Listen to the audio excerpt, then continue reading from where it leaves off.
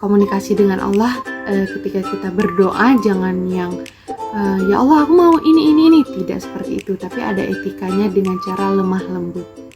Assalamualaikum warahmatullahi wabarakatuh. Disebutkan dalam kitab suci Al-Quran akan kewajiban berdakwah bagi umat Islam, yaitu dalam Quran surat An-Nahl ayat 125. Serulah manusia kepada jalan Tuhanmu dengan hikmah dan pelajaran yang baik, dan bantahlah mereka dengan cara yang baik.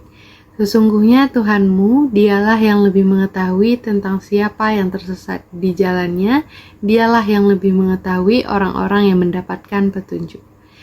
Hai, perkenalkan saya Nada Zahirah Musidar akan mempresentasikan komunikasi berlandaskan nilai Islam di panggung publik. Nah, dalam perspektif Islam, komunikasi itu dikenal dengan upaya secara vertikal membangun hubungan komunikasi kepada Allah Subhanahu wa Ta'ala yang sering kita kenal dengan hablum minallah, dan yang kedua adalah komunikasi antara sesama manusia, sesama hambanya yang sering kita dengar dengan hablum minannas. Hablum minallah atau komunikasi yang terjadi antara hambanya dan Allah Subhanahu wa Ta'ala itu sendiri tercermin dari ibadah-ibadah yang kita lakukan, yaitu ada sholat, puasa, zakat, haji, umroh. Nah, sholat adalah ibadah yang paling sering kita lakukan dan kewajiban yang setiap hari harus kita lakukan. Ketika kita melakukan ibadah-ibadah itu, kita sedang melakukan komunikasi dengan Allah Subhanahu wa Ta'ala. Hablum minannas adalah hubungan antara sesama manusia, antara manusia satu dan manusia lainnya, yang terjadi karena penekanan hubungan yang sering kita kenal dengan muamalah. Penekanan ini terjadi karena adanya kesamaan aspek budaya, ekonomi, politik, seni, dan lain sebagainya. Etika komunikasi dalam Islam itu adalah nilai-nilai yang baik, yang pantas untuk disebarkan dan didengar oleh banyak khalayak umat Islam dan umat manusia, yang pastinya sesuai dengan Rasulullah SAW anjurkan. Nah, etika komunikasi ini tuh terjadi antara satu manusia dan manusia lainnya, antara grup dan massa, dan banyak orang terlibat di dalam itu.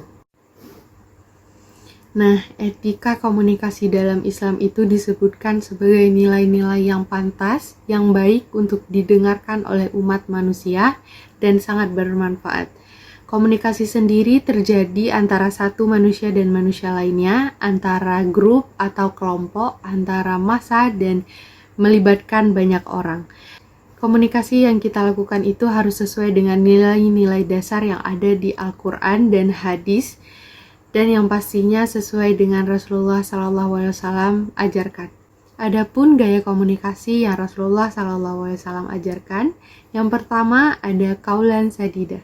Kaulan sadida ini adalah perkataan yang benar dan jujur, bertanggung jawab atas perkataannya, dan bisa membedakan opini yang benar dan tidak benar. Nah, dan yang pastinya kaulan sadida ini adalah perkataan yang harus sesuai dengan ajaran-ajaran Islam atau tidak bertentangan dengan ajaran yang diajarkan. Sesuai dengan Quran surat An-Nisa ayat 9, yang potongan artinya, oleh sebab itu, hendaklah mereka bertakwa kepada Allah dan hendaklah mereka berbicara dengan tutur kata yang benar. Yang kedua, kaulan baligha.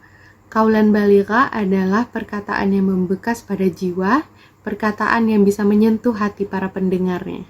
Nah, kaulan baligha ini ada di Quran surat An-Nisa ayat 63 yang potongan artinya, dan berikanlah mereka nasihat dan katakanlah kepada mereka perkataan yang menyentuh jiwa mereka. Yang ketiga, kaulan ma'rufah. Kaulan ma'rufah adalah pembicaraan yang bermanfaat untuk orang lain, yang ada kebaikannya, dan pembicaraan yang terjaga dari kata sia-sia. Apapun yang kita ucapkan harus sesuai dan mengandung nasihat di dalamnya.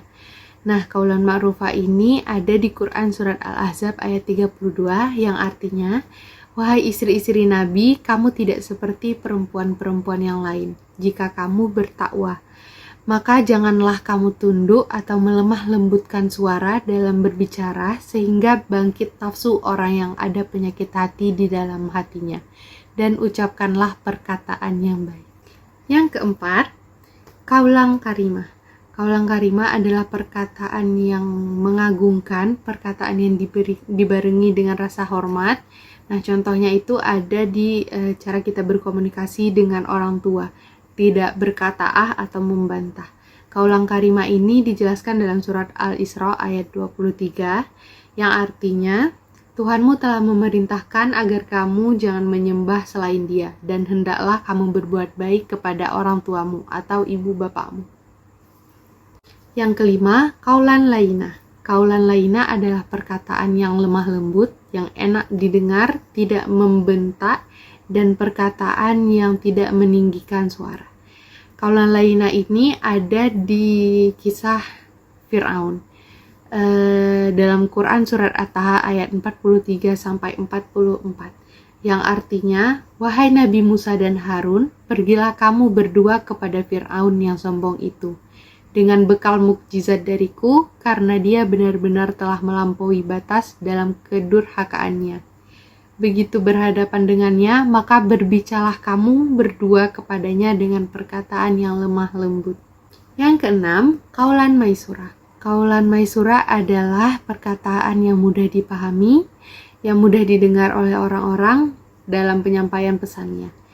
Nah, kaulan maisura ada di Quran surat Al-Isra ayat 28 yang artinya, dan jika engkau berpaling dari mereka untuk memperoleh rahmat dari Tuhanmu yang engkau harapkan, maka katakanlah kepada mereka ucapan yang lemah lembut. Seperti yang kita ketahui, komunikasi yang sering kita lakukan, hubungan antara Allah Subhanahu wa Ta'ala, hubungan antara sesama manusia, itu adalah hal yang paling sering kita lakukan dalam kehidupan sehari-hari. Nah, komunikasi sendiri itu punya etika, mulai dari ngomong tidak bertele-tele, ngomong itu harus dengan lemah lembut, dengan suara yang lembut, dengan tidak meninggikan suara atau membentak. Komunikasi ini diajarkan oleh Rasulullah SAW, sudah ada sejak dulu dan dicontohkan oleh beliau.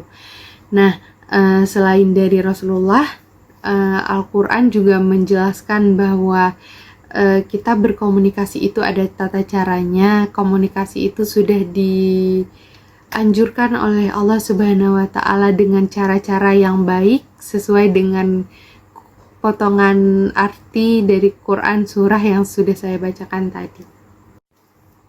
Terima kasih sudah menonton hingga akhir. Semoga apa yang saya sampaikan bermanfaat untuk kita semua. Saya akhiri video kali ini. Bye-bye. Sampai jumpa di video-video yang lainnya.